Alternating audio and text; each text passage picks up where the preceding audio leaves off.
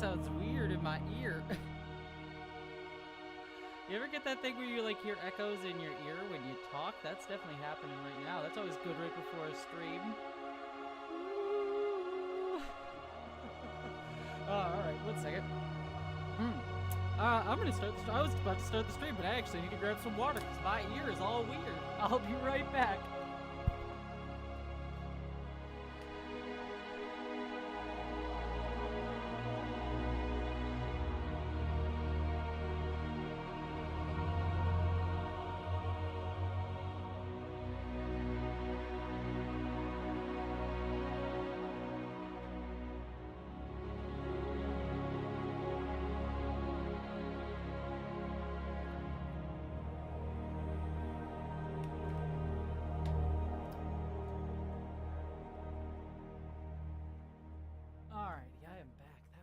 Sorry about that. Gotta get my drink in.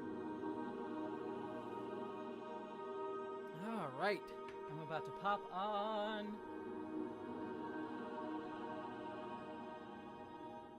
Hello. Oh, God. Every time the music cuts out. There we go. Hello, everybody. How's everyone doing? I hope everyone's having a wonderful Thursday or Friday. If it's Friday where you... I don't know how time works. It might be Friday for some people. Anyways. Excuse me. Hello! How is everyone doing? I hope everyone enjoys my new hairdo. It's so to be fair, I'm gonna forewarn. I actually took a shower. What is Newt doing? I think he has a string that he's playing with. Anywho, yeah, I got a side shave. Unfortunately, I took a shower earlier because I wanted to look good for this live stream, but it kind of made it all kind of like blah-y. I didn't style it as much, so apologies that it's not as nice as it looks, but I got the half-shaved sort of cyberpunk look. You can't really tell because of the lighting, but it's silver hair, but there's this blue streak right there. I am very excited about this look. Also, it was distracting because he's running around. But how is everybody? I hope everyone's doing good. Also got my Quarks bar water right here, so but I hope everyone's doing good. Also, I'm gonna show off. Can I show off something with all of you? Well, before I show off, first off, everybody, hello. Welcome to the weekly live stream where for about an hour we hang out, we talk about whatever you all want to talk about. You give me topics, I rant about stuff, we discuss things. I try to pay attention to the live stream as best I can. But if you have a question for me or a topic that you want me to talk about, either tag me, or if you give me a super chat, I will definitely address it and definitely talk about whatever you wish to talk about, because super chats are helpful. They help me pay my bills, and I give you hearts for that. But beyond super chats and bill paying, tag me, and I will say that. Also, hello, Cyberquaker, Goes of the Gozerian, Bunny Rose, Jose, Lewis Darden, Tariq, Suggs with the Box, William Stewart, everybody. It's so good to see all of you. Love to you all, heart to you all, my friends. It's been kind of a crap day because it announced that they're canceling Star Trek Mission Chicago, or Mission Seattle, I should say, which I am deeply upset about because I was really looking forward to going to Star Trek Mission Seattle, considering I live in Seattle. So I'm honestly kind of pissed because I was really excited to like show people around and have friends and such. So I'm a little bit down today, but otherwise I'm really happy with it. Also, what do you have? Just gonna kill that string there, bud? I think it's a piece. I bought like a box, and I think that string came with everything that was in the box. Yeah? You gonna murder that string? No? You're just gonna leave it now? You done with it? It's dead? You get it, bud? Alright, I think he killed it. Just a little piece of string he's playing with him. I should sue them, Cade? I should sue Mission Seattle? I don't think I have a grounds to sue them for anything. I mean, if I could get them to do Mission Seattle by suing them, sure, why not? But there's no way. But anyways, oh, Bunny Rose, heart to you. I'm so happy I caught you with the live stream. Well, thank you so much, Bunny Rose. Mwah, mwah. Jack the Bear, heart to you. Here you go. Oh, thank you, Jack the Bear, heart to you. Mwah, mwah, mwah. Someone just asked, what was it? How do you stay hopeful despite everything, Agent Fox Hanort? Well, to be fair with you, oh, and Catherine Beth, I see your super chat. Just give me a sec. But like I've talked about this before, but like I don't always stay hopeful. It's something that I wrestle with a lot. You know, there's the world is rough right now. I mean, for a lot of different reasons. You know, like climate change and like just a lot of the anti-trans legislation and things like that. Like there's a lot of like really scary and tough stuff right now.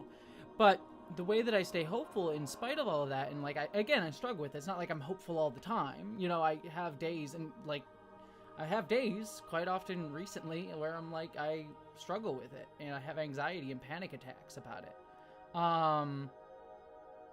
But I always try to remember and hold on to choosing to be hopeful, because I think hope is to a degree a choice. I mean, not, again, I don't want to like, that's oversimplifying.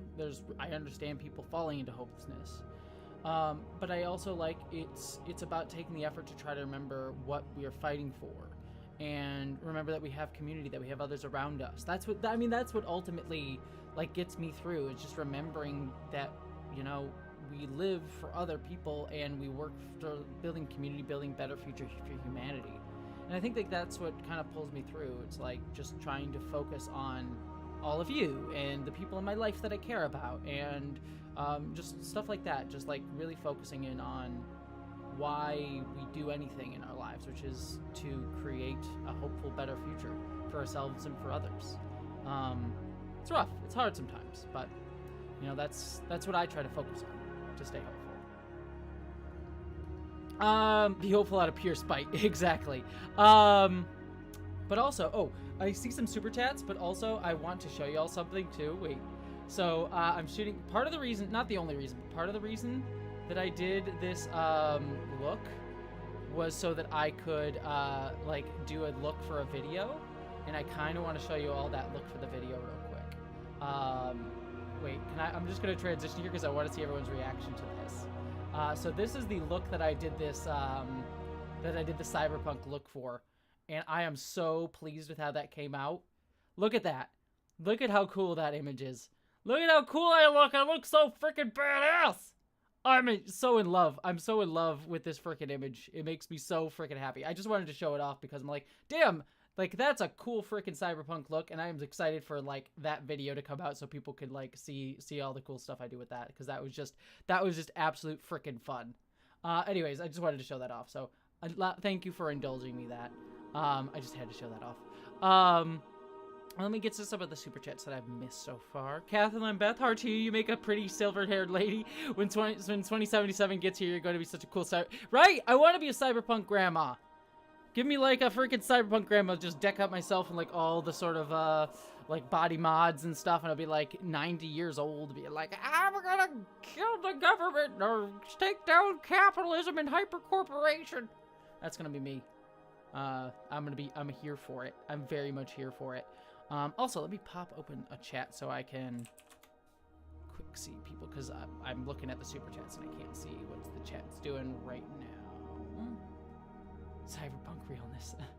Thank you, Gozer. Okay. Let me pop out that chat so I can see everybody while I'm going on here. Cool. Okay. Catching up on other super chats. Michael, you said, just finished For the Trees. Thank you for that. Thoroughly enjoyed it. Shades of the Sun by, Shades of Sundog by Stephen King with an emotional impact I wasn't expecting. Oh, yay. I'm excited. So, just to pitch what, Michael's talking about, and Michael, thank you so much for that. Please, and I'm gonna make an emotional appeal real quick. Tomorrow I have a video coming out. And I am currently working on a bunch of big videos behind the scenes. I have a really big video like that Cyberpunk video that I'm currently working on with people.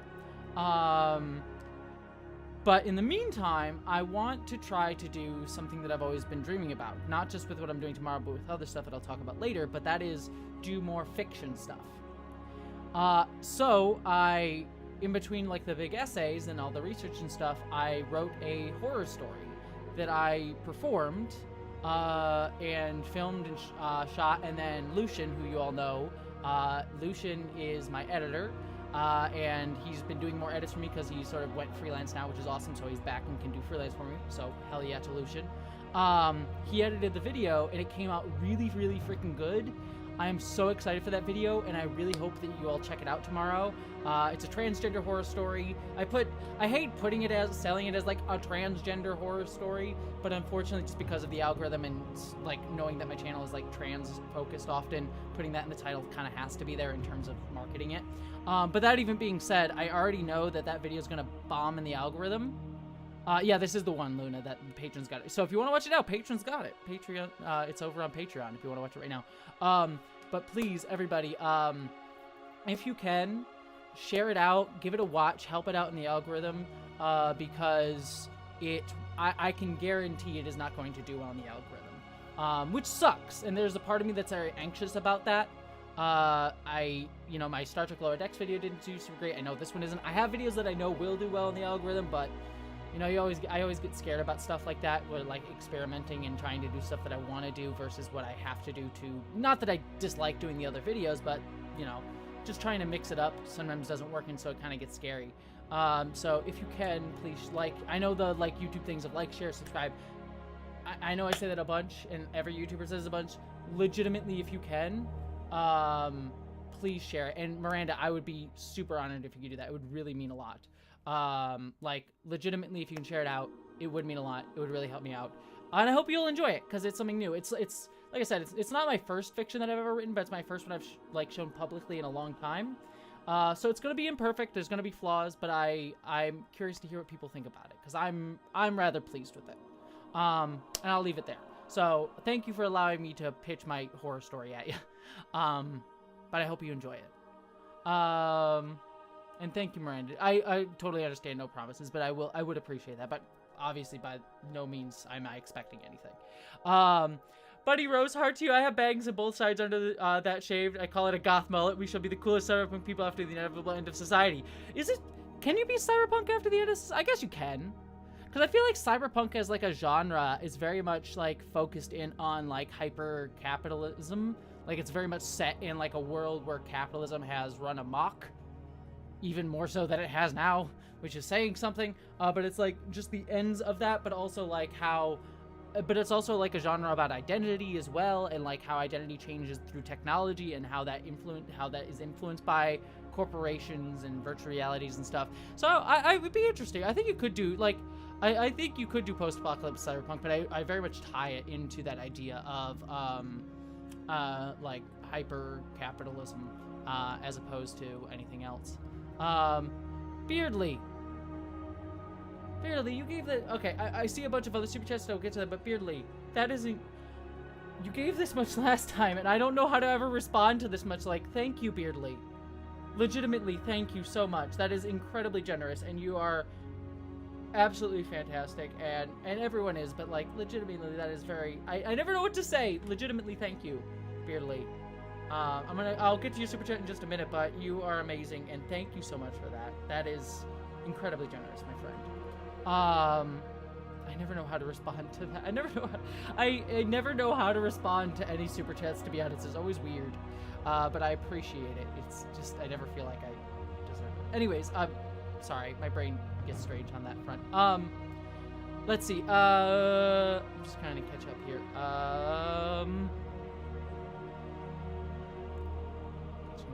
Cyberquaker, Mission Chicago was so fun, but I felt like I didn't take full advantage of it, like hanging out at the bar. Now I lost my excuse to visit Seattle again. I know, Cyberquaker, I was actually looking forward to like seeing you again, because it was so cool to like meet you and see you at Mission Chicago, and a bunch of other people too. I won't focus on it, but I'm sad that Mission Seattle, which is the Star Trek convention that was going to happen here, got canceled. Because I was legitimately, friends of mine were like thinking about like we were going to rent out a bar and like invite a bunch of people, and we were gonna like just hang out and like get to like just see people, and I get to show people around Seattle and have people stay at my place. Like I was really excited for it, and it just sucks that it's now not gonna happen, and who knows if it's gonna be at Seattle if they do it again. It really does suck. I'm honestly just very disappointed in it about it. My guess, NCC 1701 Chris, why did they cancel it? My guess is two factors. When I went to Mission Chicago, to be very frank, the convention wasn't super filled. Like, I bet you they probably did not get the numbers that they expected for Mission Chicago. But I think the reason for that is there's less interest in doing something like that, and more, that it was just during like the tail end of the pandemic. It was right in that era of like, and still to this day we're still kind of in of like, do we go to an event? Were they all masked? What's the deal? And then there was some stuff with the NFT things going on around that time. So like, it was just a complicated thing. And I bet you if they did it here in Seattle, they would have much more interest than they would see now. But then I also know like ReedPop does the Star Wars Celebration convention as well, and what they probably expected was the Star Trek convention to be on the level of this, or like in comparable numbers to the Star Wars one, which is not going to be. Like, Star Wars is Disney, right? So like, I think they probably had over lofty expectations, plus the mix of the pandemic sort of giving lower numbers on the last convention. But I think it would have done well here in Seattle. Like, I really think they have probably a bigger audience here in Seattle than Chicago. Maybe I'm wrong, but I feel like that would be the case, but who knows? Who knows? It's just disappointing overall. It sucks. Testy Trekkie Hard to You said, we need to be hopeful for the future that we can achieve as a united humanity to reach for the stars. Per Otter Ad Astra at Alicia Porcia. I forget. Ad Astra, I know that's part of the Star Trek auto. I forget what it's called. Also, that's an incredibly generous super chat as well, Testy Trekkie. Thank you so much for that. But yeah, no, I mean, like, that's what Star Trek's all about, right? United humanity and, like, celebrating diversity and difference, not pressing everybody into one mold. You know, we could go the Star Wars route of, like, empire fascism, and we get to the stars, like, trying to, like, press everybody into a mold, but, like, Star Trek is all about accepting diversity and community and difference, and making our civilization work for the individual, for everybody in it, and enabling community mindsets, enabling like solidarity with each other. That's what creates that hopeful future. And that's what Star Trek's all about, and that's why I love Star Trek so much, but that's like why I am very much like the political person that I am, because I want to fight for humanity and people and things like that. Like that's what keeps me hopeful. So yeah, agreed. Like that's very much it. Let's see. Blue Hornet, heart to you. You said, always love your videos. One day I visited my mom and she was watching a Trek vid of yours, and now we talk about, oh, that's amazing, Blue Hornet. Oh, that's wonderful. I always like that. That's always fun stories when I hear people who like watch my stuff separately and then meet and like talk about it. And I'm like, oh my God, I love it. We're making connections. It's all about forming communities around stuff. And I'm here, like, exactly. It's like, it's almost like it's a theme. But like, it's all about connecting with people. And if like my stuff connects with you, but then also connects with others and helps you connect with each other, like, hell yeah, that's exactly what I want my content to do. To be fun, to be educational, to be helpful, to be informative, to be meaningful, and allow other people to connect with each other, because that's what it's all about. That's what it's all about. Burp, burp. I'm a weirdo. Anywho, Carlisle the Cinephile, heart to you. You said, have you gotten a chance to play Dad of Boy Ragnarok yet? Yes, I have. I played it last weekend on a stream, and it fucking rules. Legitimately one of my favorite games. Definitely of this year. Maybe in like, definitely in like a, it's definitely in a top 100 list. Might be in like a top 20 list or top 10 list or something like that, but it's definitely a game that I really, really love. I haven't beaten it yet, and I might play some this weekend too. But I have not beaten it yet. It is so good. I legitimately, that game is so political, like definitely talks about like themes of, speaking of what we're talking about, like literally there's a whole, I talked about this on Saturday when I played it, but like there's a whole subplot in that game that is about like seizing the means of production and destroying you know, Odin, who is very much like being a like he is very much stand-in for like a colonizer and imperialist in sort of like the Ragnarok setting, in sort of the Norse mythological setting, I should say. And so you like try to destroy the means of production. He's like he's trying to steal the resources from the dwarves and forcing them to constantly work, and stealing, and so you like have to destroy his means of production, and like there's like this whole discussion and some of the side stuff of distanciation from one's labor, alienation from labor, I should say. And so yeah, it's like, it's a very political game, and yet the writing on it on a personal level, it's not just all those things. Like the writing on a personal level is so good. The understanding of interpersonal relationships and how people relate to each other is just so wonderful, and how all those plays into these systems as well. Like, it's just a game that is so good, and then just it's so imaginative, and the world is so great. The characters are wonderful. I've met Heimdall in the game, and he's such a catty little fucker. I love him so much. He's awful. He's the worst person, and I adore him. So like, it's a great game. If you have not played God of War, if you think God of War is like the angry dad game or whatever, I would recommend it, because it's definitely a violent game, but I also think it's like a very human game too. It's a very interesting game that I cannot recommend enough. Like, legitimately go play God of War Ragnarok if you have the ability to, because it's freaking fantastic. All right, catching up on some of these super chats. Did I miss any other here? Let's see. John Vindler says, pop culture Achilles, I'm going to throw a temper tantrum in my tent. Homer Achilles, I do most of the work in this war, but Armageddon, my mom steals other credit, so I'm going on sabbatical. I'm assuming you're talking about like Greek mythology and stuff. That's awesome, John. Okay, Beardly, thank you again. That is an incredibly generous super chat. Thank you so much, my friend. You are absolutely amazing. That was deeply generous. You said, hope this helps you stay hopeful. I also donate to a local ASU charity for LGBTQIA youth called Minus 18, which that's amazing. Oh, I didn't even read that. That's awesome. That's so cool. Hell yes, donate to freaking wonderful causes, and I love that employers match. That is freaking amazing, especially in the light of like some really terrible legislation. Like, what was it, Florida, that was trying to pass that legislation that's like legitimately going to try to put parents into jail for being supportive of their kids. Absolutely fucking horrific. I'm sorry to use language, but like legitimately absolutely horrifying. That like it is. I don't want to be overly like dramatic, but it is a type of genocide. It is trying to genocide the trans community by forcing trans kids in the closet, separating parents from the kids. Like, one of the reasons that, like, one of the aspects of a genocide is taking families away from each other, separating people. It is absolutely fucking horrible, and terrifying. So please, like, donate for those groups fighting back. Donate to people pushing back against that stuff. It is legitimately awful. So yeah.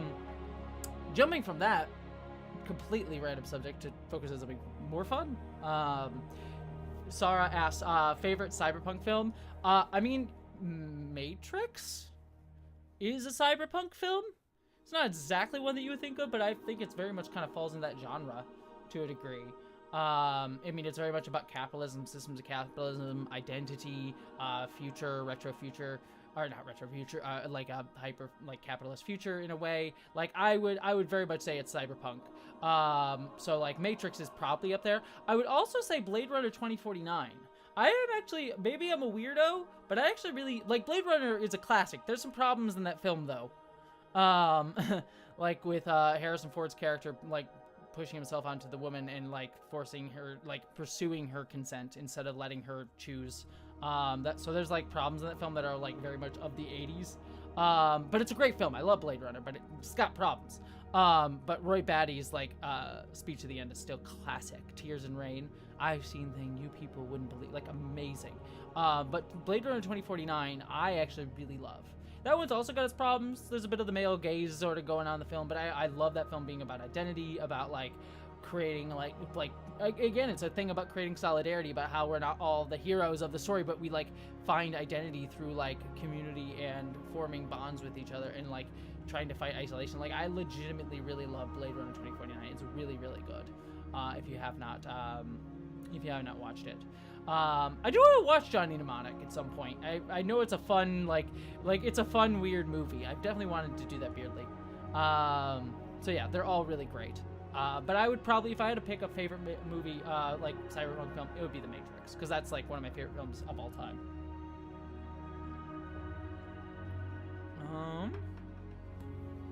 Heart to you, Beardly. Interesting. You said, thank you is enough, and I appreciate the heart. I just make people, like, well, you made me very happy, Beardly. I mean, your presence here, not the money, but your presence here did make me very happy, as is everyone's here. Like, mwah.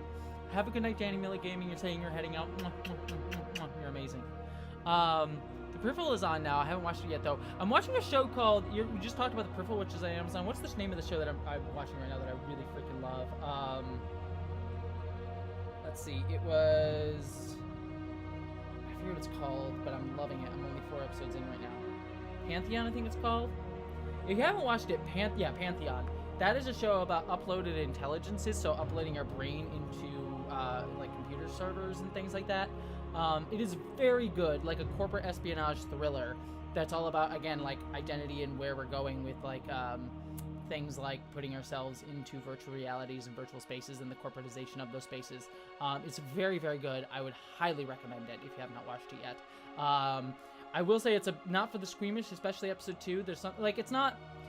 I will put this way. There's a scene in episode 2. The show is not super gory. It's not a gory show, but there is a sequence in that show that I'm like, oh god, that I can't even. Ugh. It made me very squeamish. And it's not even a gory scene. It's just the idea of it, which is sort of like, ugh. But it's a great show if you have not watched it. If you have not watched Pantheon, I would highly recommend it. It's one of my favorite shows of the year, besides like Star Wars Andor and Severance, which are 2 of my favorite shows of this year as well. Let's see.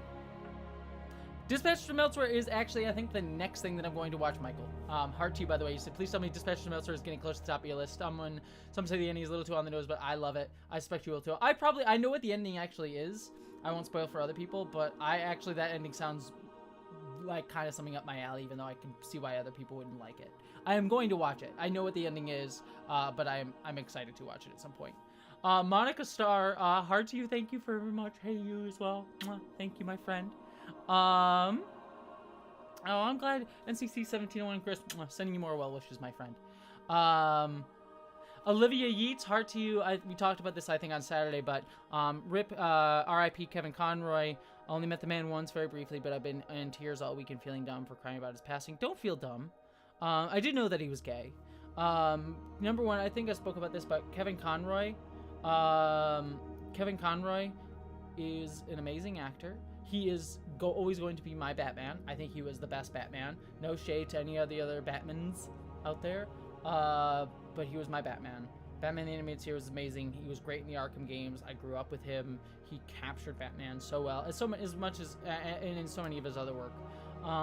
But yes, too, he also was a gay man. I think he also, I believe, fought for HIV awareness as well. He was a big advocate in those spaces as well. So even beyond his acting, he used his platform to fight for good. So yeah, I legitimately am very sorry to lose Kevin Conroy, not just for his contribution to all those things, but just for his presence as a human being. It is definitely a loss. So don't feel bad, Olivia, for feeling sad about Kevin Conroy's death. It is a sad thing, but we still have all the things that he gave us, and he will be for a very long time people's Batmans. And I think he has cemented his place in that history for all time, and probably will not be forgotten for a very, very long time. As long as Batman is remembered, I'm sure he will be remembered, which is probably more than any of us could really ask for. So yeah, he's definitely absolutely amazing. Let's see, make sure I'm missing any super chats here. Thank you for saying my haircut is amazing. Aquis 21 Pro, you're amazing. Mwah. Monica Star, Jessie, how's your eye after for the trees? I won't spoil, but my eyes look good. If you like eyeball stuff, maybe watch my horror tomorrow. James Hodge, heart to you, said, for me, what I love about the Trekverse is the fact that I have a huge crush on Cute Orion and Medical Ensign, and nobody would bat an eye. Very progressive, right? We all have a crush on Tendi. We all have a trust on Tendi, James Hodge. Hell yeah, of course we do. I both want to be Tendi and have a crush on Tendi. So many kick-ass women in Star Trek, right? That we all have crushes on. I mean, so many dudes I have crushes on too, but definitely more of the women. Like Jadzia Dax, Kira Nerys, Seven of Nine, like Tendi. So many women that I'm like, damn, y'all wonderful, kick ass. But there's also dudes too. So, but yes, it is very progressive. The one thing I would like to see more. I mean, there's many things I would like to see on Star Trek, but I would also really love to see more polyamory on Star Trek. I mean, we got a little bit of it with Phlox, but it was mainly used as like a joke. In Star Trek Enterprise, it was more for humor. And also coded as Alien and Other. I would like to see more polyamory in Star Trek. I think it would be amazing. I mean, you got hints of it in Deep Space Nine, where you have Keiko and O'Brien, and then O'Brien's husband Bashir, and then Bashir's boyfriend Garrick, and then what was it like? They're dad, Cisco. It's like a very, very, like, very polyamorous, like, subtle family going on there, but it was amazing. So, was there a brief hint of polyamorous Stranger Worlds? There might have been. I wouldn't be shocked if there was. I don't remember it off the top of my head, but I wouldn't be shocked if there was. Would solve Spock's problems for damn sure. Save him with, like, Zahn and everything. Just, like, tell Spock's fiance is like, hey, look, I'm open to polyamory. You can be with Zahn. It's fine. I get it. It's okay. Would definitely solve Spock's problems in Strange New Worlds. Daddy Cisco. Okay, let's see. Ginny Becker, heart to you. Thank you so much for the super chat. That is amazing. Love the new hair. Also, thank you for all your working content. Well, thank you, Janie Becker. Heart to you. Thank you, my friend. And thank you for saying the hair is awesome. I'm pleased with the hair. Let's see. Have you ever played the card game Netrunner? No, I haven't. I haven't played Netrunner. Sounds like something to be up my alley, though. Just by name alone. Let's see. Transgender Day is Remembrance is November 20th. Yes, Catherine and Beth, Transgender Day is Remembrance is November 20th. I'm actually going to be doing, on the 20th, I'm going to be on a stream with Gender Meowster. I did a stream with them earlier where they interviewed me, or he interviewed me, excuse me. So I'm going to be on there. They're doing a celebration for, not celebration, a sort of memorial service. I forget, what's the right term? A ceremony, I guess is the right term, for Trans Day of Remembrance, that I'm going to be taking part in. So if you want to join us on Sunday, I believe that day is, please do. I hope it'll be a nice ceremony. Anthony Diaz, do you think DeSantis has any chance of getting elected as president? I mean, I'm not the best political analyst on that front. I think that there is a possibility. I mean, hopefully the best option for America, I believe, is like the Trump and DeSantis basically have a civil war within the GOP, which has already looked like it's going to happen.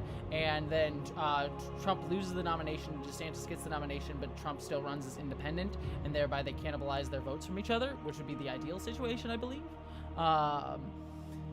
You know, DeSantis is a terrible trash human being, and he's much more competent than Trump. What's scary about DeSantis, besides, like, all his political horrible stuff that he does that is very similar to Trump, like fear-mongering around trans people, it's just, like, it's all very much the same in terms of policy.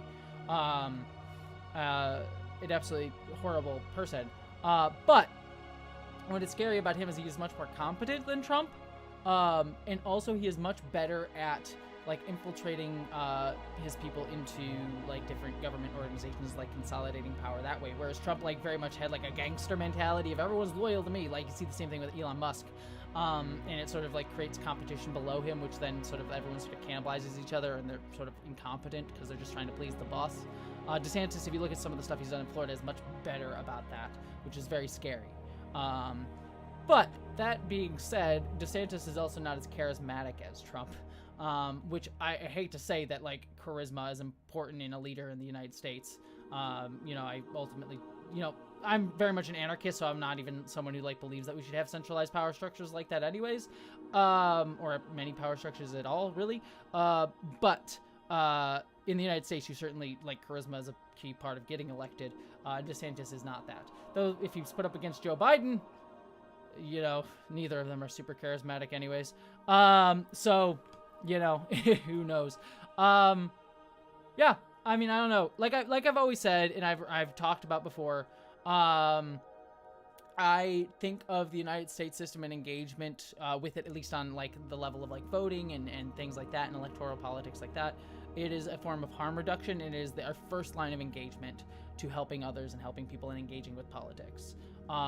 You know, I always vote, never get disillusioned about voting. Like, it is an important thing to do.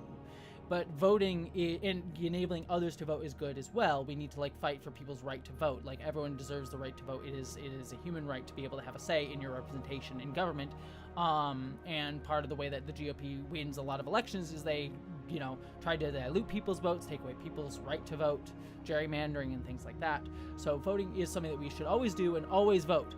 But personally, I will also say I do view voting as a form of harm reduction, because the way the system in the United States is currently set up, it is not there to benefit individuals. It is there to benefit those like already powerful in the systems and corporations and things like that. So again, that's not just like say get disillusioned. There can be a lot of good that can happen like within the systems. You can fight to get things done, to enshrine certain rights, like hopefully abortion rights and things like that, and that should always be fought for. But it is our first thing to do, not our last and final engagement with politics, and helping everybody. Also, something too, and I got in trouble for this on Twitter. I lost some Twitter followers for this, but I at least want to rant about it. Like, because I saw some people like being like, I posted about like why I was upset that Joe Biden recently was like, well, we don't have enough votes to win abortion. And it kind of like the way he phrased it, maybe they'll still do something about it, but they kind of phrased it like, oh, because we lost the House, we're not gonna be able to get through abortion rights. So kind of, well, why not? We can't really do much about it, so just like kind of don't get your hopes up. And I saw a lot of people being, and I went about that, it's like, you shouldn't be saying that. You need to build people's engagement and excitement about like pushing for rights, pushing for others. You don't get, like, this is the thing that Democrats always do, is they compromise before they even get to the table.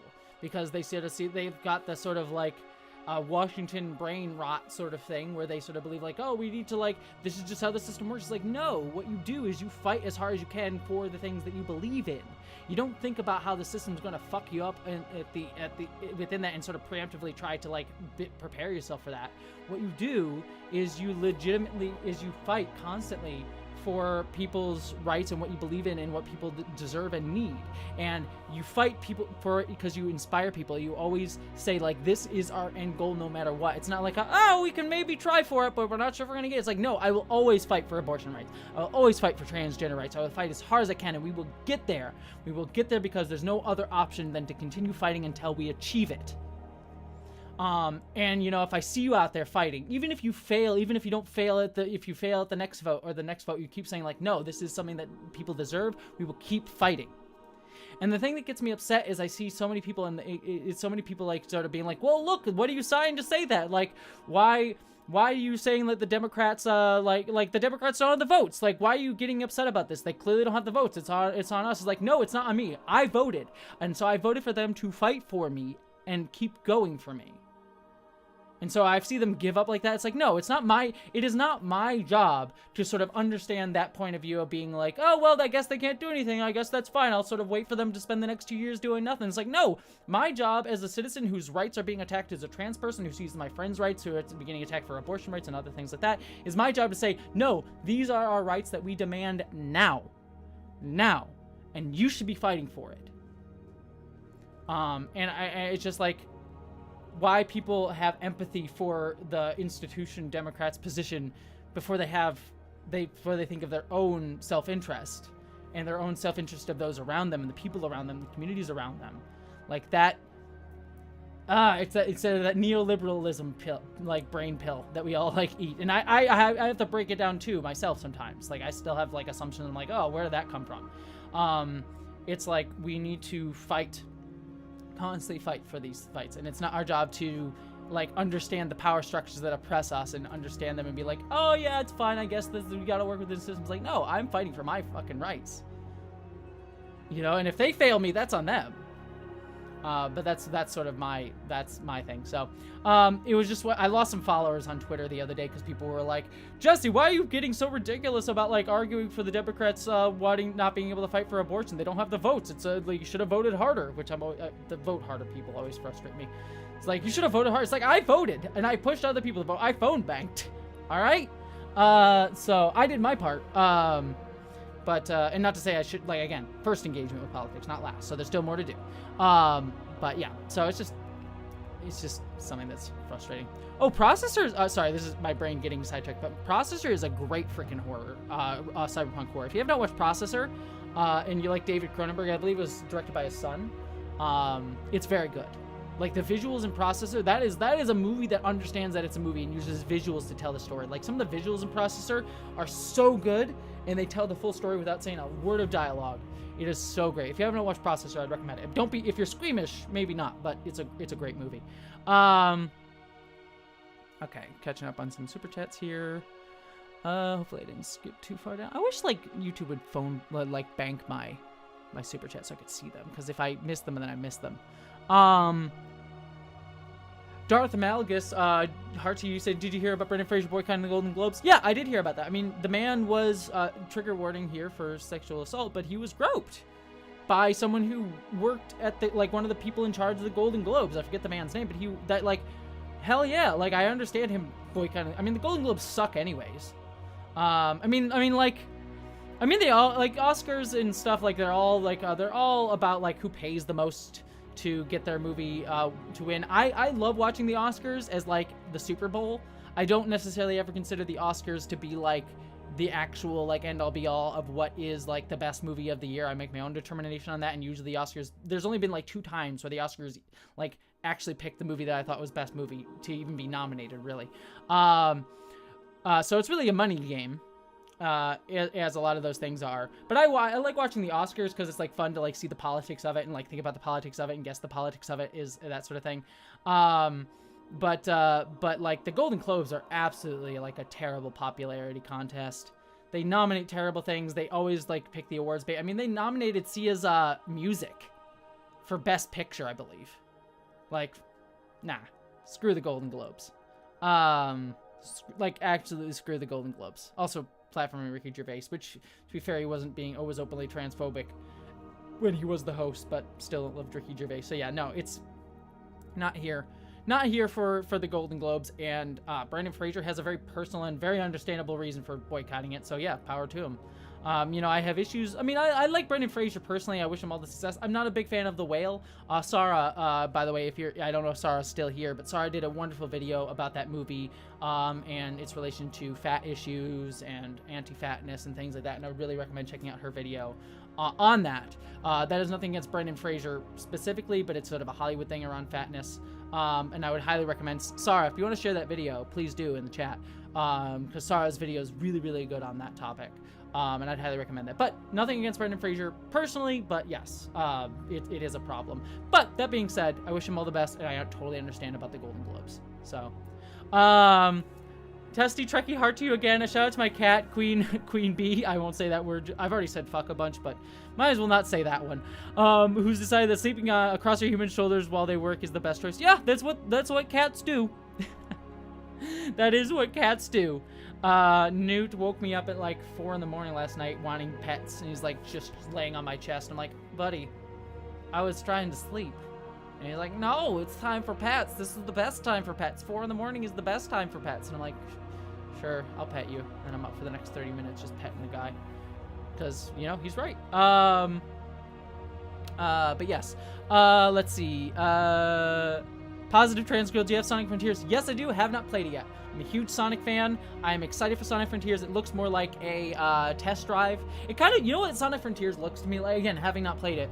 Sonic Frontiers feels like Pokemon Legends Arceus. Whereas Pokemon Legends Arceus was like a game that very much felt like it was a test bed for stuff that they're now doing in the Pokemon game that I think is like Scarlet and Violet that just came out. Sonic Frontiers, I hope, is that same thing, where it's like a test bed for a lot of things that they want to do, that can do better going forward. It still frustrates me, though, that they have not figured 3D Sonic out, like, which is frustrating, because, like, they figured it out when they first did it. Like, Sonic Adventure 2, to this day, is definitely in my top 10 video games of all time. I love the crap out of Sonic Adventure 2. I go back and replay it, and yes, there's bugs, and it's a little bit wonky here and there, but, like, I still love the crap out of those games, and they still, like, hold up really, really well. And the fact that they have not been able to replicate a good Sonic game at all that time is so frustrating. I think out of 3 Sonics, it's, like, only Sonic Adventure 2, Sonic Heroes, and then Sonic Generations are, like, the only, like, legitimately great 3D Sonic games. There might be a couple, though, like Sonic Colors, I think, is supposed to be pretty good, too. I like that one as well. Not as one of my favorites. I didn't love the, like, abilities in it, but yeah, the fact that they have not figured that crap out is wild to me. And Sonic Frontiers looks like it's on the right track, but far from perfect. So I'm excited about that. Hey, Aronak, good to see you. Hearts to you, my friend. Everyone, go follow Aronak. Aronak is absolutely wonderful and amazing, and is my co-writer on many videos, including one that we're working on right now. And their recent video is freaking amazing. Go check it out. Aronak, sending you love, my friend. Let's see. Sam JB, hard to use. Said evening, Jessie. Happy Friday, Junior. I like that. That's adorable. I want to call Thursday Friday Junior from now on. That's amazing. Loving the hair. Thank you, Sam B. JB, you're awesome. Let's see. Catching up. I'm watching Star Trek because of you. Yes, Bunny Rose. Heart to you. Hell to the fuck yes. Watch more Star Trek. Everyone watch Star Trek. I will radicalize you into my Star Trek agenda. It's not about the gender identity agenda. It's not the gender agenda. It's the, the Jessie gender agenda is the Star Trek agenda. I will radicalize you into Star Trek. That is my goal. That is my goal. Hard to you, Lily Hazel Eyes. Kevin Conroy lived through the 80s. We're truly losing that generation of humanity. Yeah, no, it's very unfortunate. I mean, I was talking about Kevin Conroy earlier, so I won't focus too much on this. But yeah, it is upsetting. Especially how much of the queer generation from the 80s we already lost. Like, queer people died a lot from HIV during that time because they were cast aside by the government. No one cared about people going through the HIV epidemic, especially queer people. At that time, it was seen as the gay disease. And there's a lot of people that aren't here today. A lot of our queer elders, a whole generation of queer elders that isn't here because specifically of the failures of, not even failures, cruelty of people like Richard Nixon and his administration.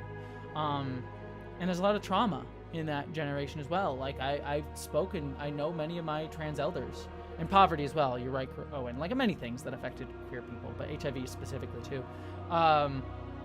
It's rough. I've seen the trauma that a lot of people carry at that time. I know I've spoken with many of my queer elders about stuff like that, and it is rough. And it's we're starting to see some of that generation also die as well from just age or things like that. And it is sad to lose even more of that generation now. So yeah, it sucks. It does suck, very much so. Let's see, catching up my super chats here.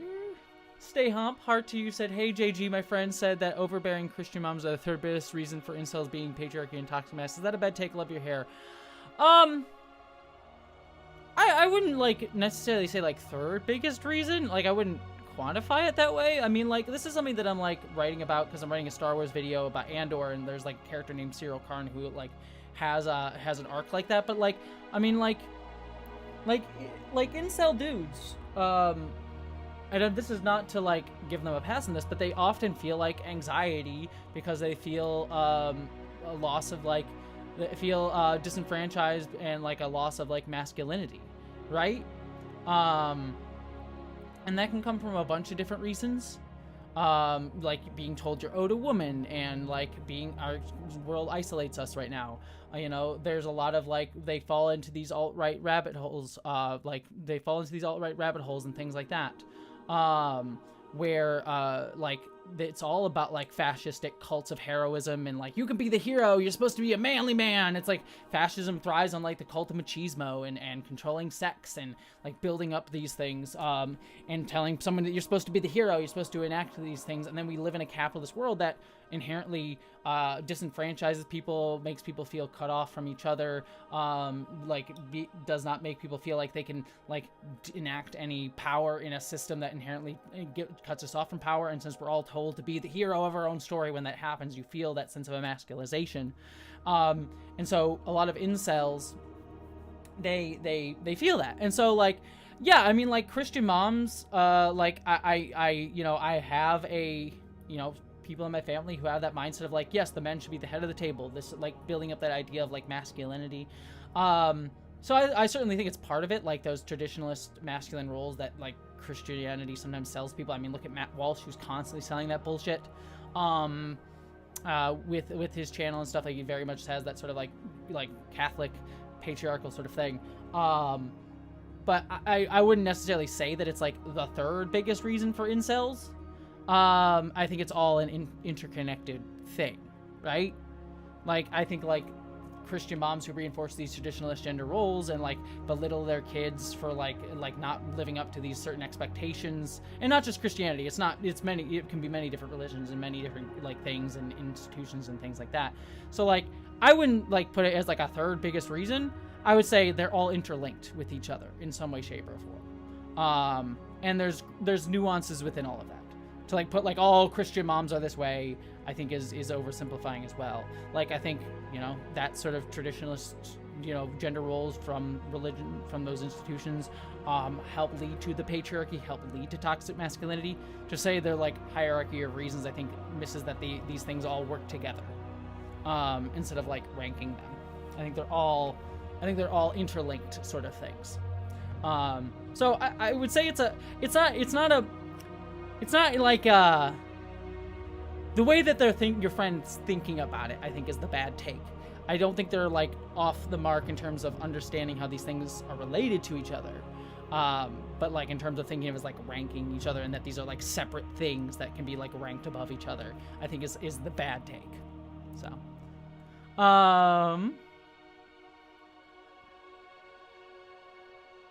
catching up. Andrew Clegg, what are the 2 best pictures? Shape of Water? Yeah, the 2 times that that best picture, my actual best in my lifetime where I paid attention, like I think, like Return of the King, I think it was a great best picture winner because I love Return of the King. I'd have to look at that year to like remember what it was up against to be like if that was actually my best picture of the year, but they were rewarding Lord of the Rings as a franchise with that, so I understand that. But in terms of like, since I've really been paying attention to the Oscars, the 2 that's actually my favorite movie of the year, and it actually won Best Picture, was Shape of Water, as you said, and Parasite. Though I would have been happy. I believe Parasite was also the same year as Knives Out, and I would have been perfectly fine with Knives Out winning as well.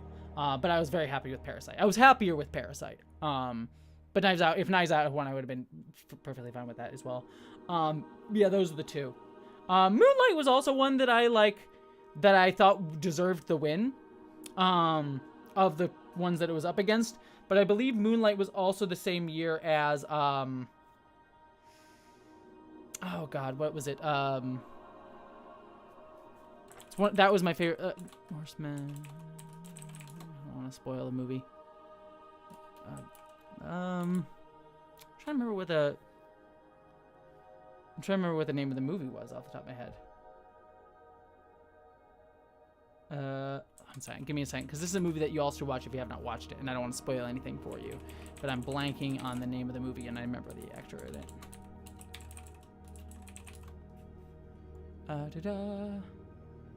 It's the Keith Stanfield. Sorry to Bother You. I believe that Sorry to Bother You was the same year as Moonlight. I might be misremembering that, but Sorry to Bother You was probably my favorite movie of that year.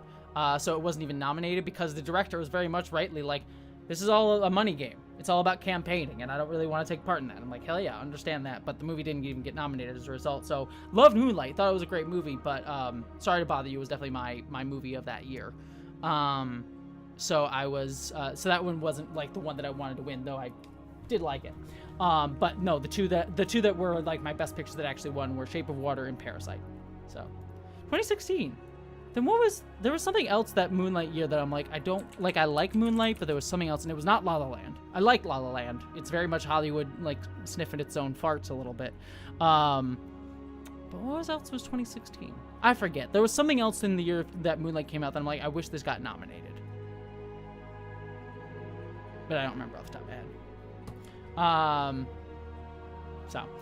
head. Anywho...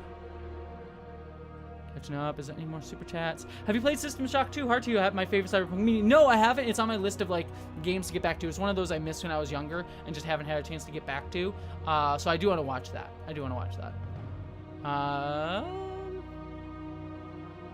Let's see.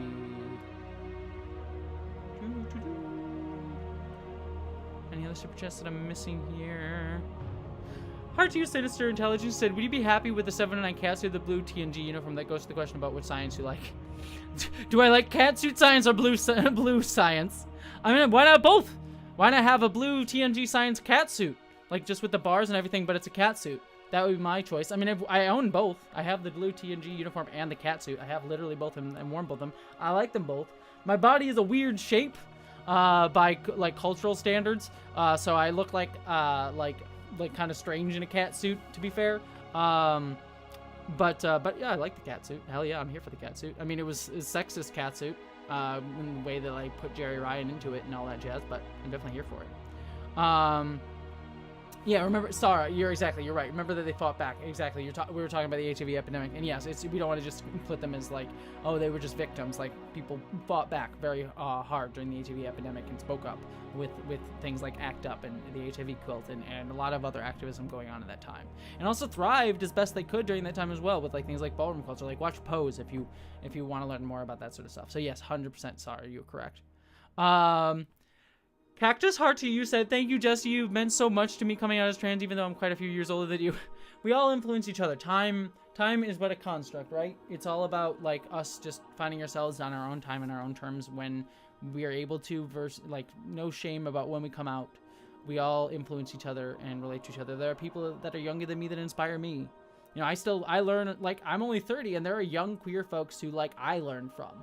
You know, I'm learning much more about, like, trying to think like more post-structurally, which is something that comes like from Julia Serrano as a theorist, but who is older than me. But like a lot of younger people are resonating with like trying to like think beyond like these capitalist boxes of identity that we put ourselves into, about like you have to be this thing, you have to be, you know, like non-binary is like a ubiquitous term, but it's like no, like non-binary is its own identity that like encapsulates so many thoughts and ideas and identities, and we can sort of move beyond like having capitalism just like try to put identities into these little boxes that then could be sold and marketed to and sort of like codify everyone's identity. And that's just something that I'm learning a lot by watching like younger creators and younger people talk about a lot more.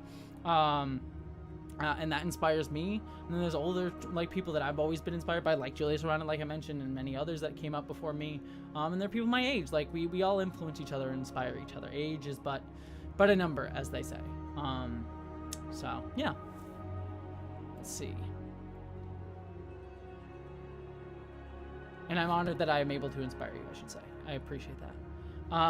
John Hart to You said, it's rare to me how many Christians worship the capitalist market system given how socialist the New Testament is. Well, I mean, like, yeah, I mean, like, but like a lot of like part of what a lot of Christianity today is not really based on like the Bible. It's based on people's like sort of pop cultural understandings of the Bible that have been manipulated by things like colonization, imperialism, that have been used to justify these different systems and things like that. So like, yeah, the Bible is very much very socialist. If you like give to the poor, you know, fuck the rich, you know, but yeah, a lot of Christians today don't understand the Bible, or Catholics too. You know, I remember my grandmother, you know, it's just something, I love my grandmother who passed away, but very much a Fox News fan and everything when she was alive. You know, I remember like telling her, like having to correct her on the Bible because I was like 10 years old and I had read the Bible front to back because I wanted to be like, no. And she would say stuff that I'm like, that's not what's in the Bible, Grandma. But like she would argue from that place all the time, of having some sort of authoritative stamp and understanding of it. So yeah, so I'm not surprised at all. Hard to You, George Hermitage. Hi, thank you. So that is okay. 6969, George. George, you're the best. You're beautiful. Thank you for that donation. That is the perfect donation amount. Not that I'm like please, like only give. I'm not like trying to see like everyone should donate 69, but that is amazing. I adore you, George. That is freaking amazing. Hi, is there a hello I talked about? Hello. Well, hello, George. Mwah. You're wonderful. I love you. I appreciate you. 6969 all the way. Michael Hart to You said, properly read, the Bible is the most potent force for atheism ever conceived. I mean, what did my brother went to so I have a stepbrother. He went to a Catholic school, and now he's an atheist, and he always tells me, and I think this is just a phrase that many people who go to Catholic school say, is there's nothing that makes an atheist faster than Catholic school. So,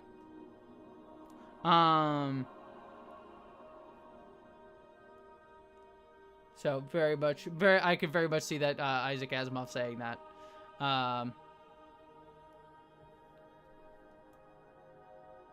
Hey, Jessie, did you know that GoBots is integrated into Transformers? No, I haven't. I didn't know that. I need to watch more. I have a friend of mine Grace from the Wonderful Women at Warp podcast. If you like Star Trek podcasts, one of my favorite podcasts is Women at Warp. Please go check it out. And one of my close friends, and I loved the podcast before I became friends with her, by the way. But one of my close friends, Grace, she is a big Transformers fan and loves talking about like queerness in Transformers and how that's developed. She is freaking obsessed. Like if I have a hyper obsession with Star Trek, and she also does as well, but she also has a hyper obsession with Transformers, and she's wonderful, and she is very much trying to get me to watch Transformers, which I need to. I never, the only thing I watched Transformers when I was growing up was Beast Wars, so I loved Beast Wars when I was a kid, which I mean, there's supposed to be a Beast Wars movie, which I'm pumped about, especially since it's not going to have Michael Bay involved. But beyond Beast Wars, like speaking of Michael Bay, the only like Transformers things I saw were the Transformers movies, which just always made me sick. Like beyond the ideology of them, like the way those movies are filmed just give me a headache every time I watch them. So I just, so I can't watch the Transformers movies. I've watched them all once to just like know what I'm talking about when I talk about them, but God, did they give me a headache watching those movies. So yeah, I do wanna read the Transformers stuff because my friend freaking loves them. But I do not know much about them right now. So, and I did know they, believe me, Grace was telling me about Transformers Earthspark and a non-binary character there. I mean, the way that she described this to me, I'm stealing this from her, so this isn't me. But like, the way that she described like how they added queer characters to Transformers, which is the best, is like Transformers are all like written to be men, right? In their society. Like it's just a bunch of like dude Transformers. And then I believe it was in the Transformers animated movie. I might be misremembering, which I have actually seen. I have actually seen that, so I have seen that movie where they kill Optimus Prime. They introduced like ladybots in that movie, and then a bunch of like the dude bro like dudes were like, "There's no lady Transformers. They just all like are men." And and that was the one person, and there was like a comic writer who came in and was like, "Oh, so if you're saying they're all men and they're like a mostly male society, there isn't like equal 50% like women and men in their society like we have in ours. That if that's the way you're gonna argue it, then it's like, oh, okay, then that means a bunch of Transformer dudes must be in relationships together." And the dude bros were like, "What? No!" And he's just like, He's like, "No! Don't do that! What if I take these two and just put them together? No! Don't do that! No! Don't make them gay!" So I just thought, I think that's kind of hilarious. And then there's like, I know there's like Transformers as well. Changing their fluids, as they say. Which I think is great. I think that's awesome. I mean, generally, if you find... in most big franchises like that, if you look at the content that isn't the content made for mass market consumption, like the biggest movies and TV shows and stuff, you'll usually find that they're pretty damn queer.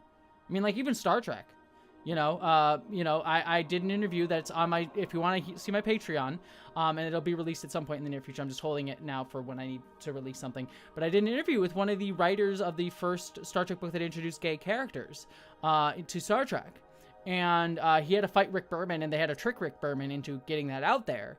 But like they were able to get the first like officially confirmed gay character into Star Trek by doing it in a book. And it's a cool story, and I'll share that story soon. But it's a cool story how that happened. But like that generally is what happens, because mass market media, they want to try and market to as many people as possible, and we sadly live in a very heteronormative, cis-normative, patriarchal society, and any identity that isn't like a straight cis white dude is seen as political.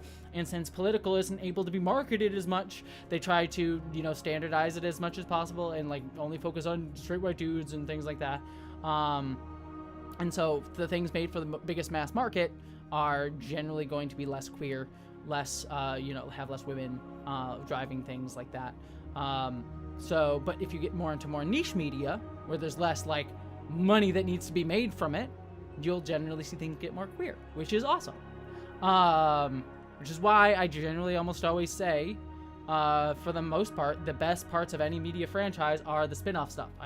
I still argue the best Star Trek shows are the ones that get the least attention. Star Trek Lower Decks and Deep Space Nine are arguably, definitely of their eras, the shows that got the least like attention, and they're the best shows.